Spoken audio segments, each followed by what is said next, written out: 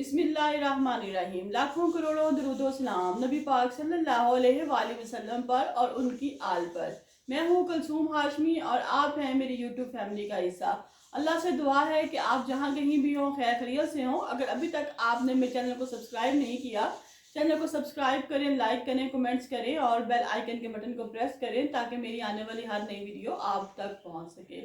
25 साल लड़का जो कि अपनी शादी की शॉपिंग के लिए घर से निकला था, किसी ने उसको रोका और कहा कि मुझे थोड़ा सा पेट्रोल दे दो। पेट्रोल देने के साथ साथ दूसरा आदमी जो है वो आता है और उसको गोली मार देता है उसके सर में और उसका मोबाइल लेकर भाग जाता है। इस तमाम वाक़ये में क्या वजह थी, क्यों मोबाइल लिया, आखिर उस मोबाइल में क्या था और क्यों गोली मारी, गोली मारने वाला कौन था और इसके पीछे सारी जो प्लानिंग थी वो किसकी थी, मास्टरमाइंड कौन था जिसने इस बच्चे को गोली मरवा दी शादी के कुछ दिन पहले। इस तमाम की जो वीडियो है वो मैं आपके साथ शेयर करूंगी और आपको बताऊंगी कि ऐसे क्या वाकयात हुए कि जो बच्चा है वो मर गया और उसका मोबाइल लेकर चले गए। नाज़रीन, ये लाहौर का गुलशन इकबाल का वाकया है। तालब हुसैन जो है घर के सरबराह हैं, इनके दो बेटे हैं। एक का नाम हमज़ा है और दूसरे का नाम एहसान है। हमज़ा जो है वो शादीशुदा है, उसकी काफ़ी साल पहले शादी थी, वो बाल बच्चेदार है। अब उन्होंने कहा कि मैं अपने दूसरे बेटे एहसान की भी शादी कर देता हूँ, क्योंकि एहसान जो है वो भी काम काज में है और वो कह रहे थे कि मैं अपनी ज़िंदगी में अपने बच्चों की शादी से फारिग हो जाऊँ, जो कि हर वालिदैन की ख्वाहिश होती है। जो हमज़ा है वो ठोकर न्याज बेग पर एक टक शॉप पर काम करता था और अक्टूबर के एंड पर उसकी शादी थी। शादी से कुछ दिन पहले ही जब घर वाले सब शॉपिंग कर रहे थे तो उसकी शॉपिंग का भी टाइम आया, तो वो दुकान पे बैठा हुआ था। तो उसका भाई, उसका चाचा और उसका कज़न जो है चाचे का बेटा, वो उसके पास जाते हैं और कहते हैं कि एहसान, आज हमने सोचा है कि हम तुम्हारी भी शादी की शॉपिंग शुरू कर दें।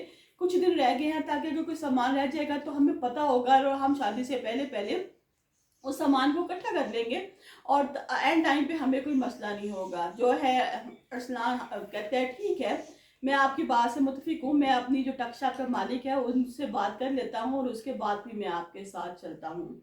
एहसान जो है वो अपने मालिक से छुट्टी लेता है। छुट्टी के बाद ये तीनों निकल पड़ते हैं और कहते हैं कि पास ही क्रीम ब्लॉक है, हम वहाँ चलते हैं, वहाँ जाकर शॉपिंग कर लेते हैं, तुम अपनी शादी की शॉपिंग वहीं से कर लो। अभी वो लोग जा रहे होते हैं तो रास्ते में उनको ना अजान की आवाज़ आती है। वो कहते हैं ऐसा करते हैं कि पहले नमाज़ पढ़ लेते हैं। चाचा कहते हैं कि मुझे नमाज़ पढ़नी है। कहते हैं ऐसा करते हैं पहले हम लोग नमाज़ पढ़ लेते हैं, उसके बाद जाके शॉपिंग करते हैं। यहाँ पे जो हमज़ा है उसके चाचे का बेटा और चाचा जो है वो नमाज़ पढ़ने के लिए मस्जिद में दाखिल होते हैं। तो एहसान कहता है कि जी मुझे तो एक काम है, मेरा एक दोस्त है, मैंने उसको टाइम दिया हुआ था तो आप लोग ऊपर से आ गए हैं। अब मैंने अपने दोस्त को बताया है कि मैं इस जगह पे खड़ा हूँ, मेरा दोस्त आ रहा है मुझे सामान देने के लिए, मैंने उससे सामान रिसीव करना है, उसको मिलना है। आप लोग ऐसा करें नमाज़ पढ़ लें, उतनी देर में अपने दोस्त को भी फारिग कर देता हूँ, मेरा दोस्त मुझे जो काम है मैं कर लेता हूँ और फिर सब इकट्ठे मिलकर बाजार जाते हैं। उन्होंने कहा ठीक है तुम अपना काम करो, हम नमाज पढ़ लेते हैं। अभी वो जो है एहसान वो थोड़ा फासले पे अपनी बाइक पे खड़ा अपने दोस्त का इंतजार कर रहा होता है। तो देखता है कि परे से एक आदमी है, वो मोटरसाइकिल को चला के नीचे उतर के रेड के लेके आ रहा है और उसने सर पर हेलमेट पहना हुआ है। देखने से लगता है या तो इसकी जो है मोटरसाइकिल है वो खराब हो गई हुई है या इससे कोई और मसला है। पास आता है तो वो कहता है कि हम अरसलान को कि एहसान को कि भी मुझे मेरा तो बाइक का पेट्रोल खत्म हो गया, भाई आपकी बहुत मेहरबानी, आप मुझे थोड़ा सा इस बोतल में पेट्रोल दे दें ताकि जाके मैं इसको पंप से पेट्रोल और डलवा लूँ, पंप तक जाने के लिए आप मुझे थोड़ा सा पेट्रोल दे दें। हमजा जो है वो तो पहले ही मस्जिद में था, अब ये अकेला उसका भाई था बाहिर एहसान। वो कहता ठीक है यार तुम अपनी बोतल दो, मैं तुम्हें पेट्रोल डाल देता हूँ। जैसे ही वो उससे बोतल लेके एहसान है वो पेट्रोल डालने लगता है तो जो दूसरा आदमी है वो अचानक से नमूदार होता है और गन निकाल कर, क्योंकि वो दूसरा आदमी इसके साथ ऑलरेडी पीछे से ही था लेकिन एहसान ने नहीं देखा था, गन निकाल कर उसके सर पे फायर करता है और उसको वहीं पे मार देता है।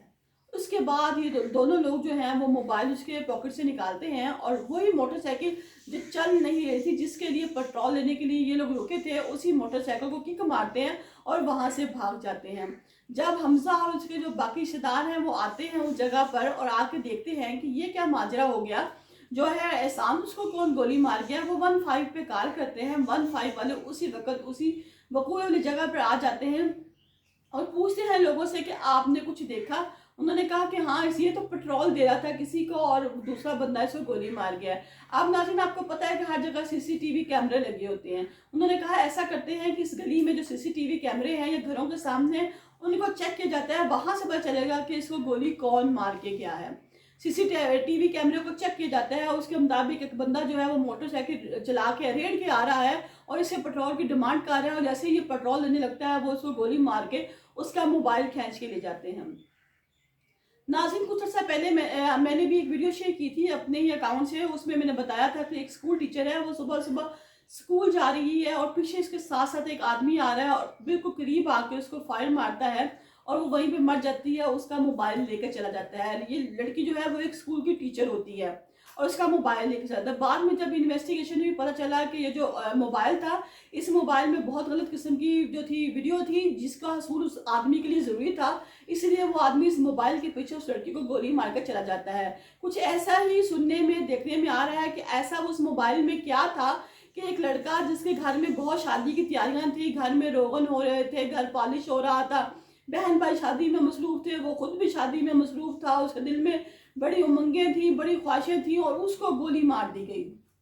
गोली मारने के बाद उससे उसका मोबाइल छीना गया। हालांकि वो एक आम सी टेक शॉप पे काम करता था और उसके कोई इतने ज़्यादा भी नहीं, वो लैंडलॉर्ड भी नहीं था, कोई ज़मीन का तनाज़ा था, ना कोई दुश्मनी का तनाज़ा था। बस एक मोबाइल के लिए, उस मोबाइल में ऐसा क्या था कि जो एक मोबाइल के लिए उस बच्चे को जो है वो गोली मार दी गई।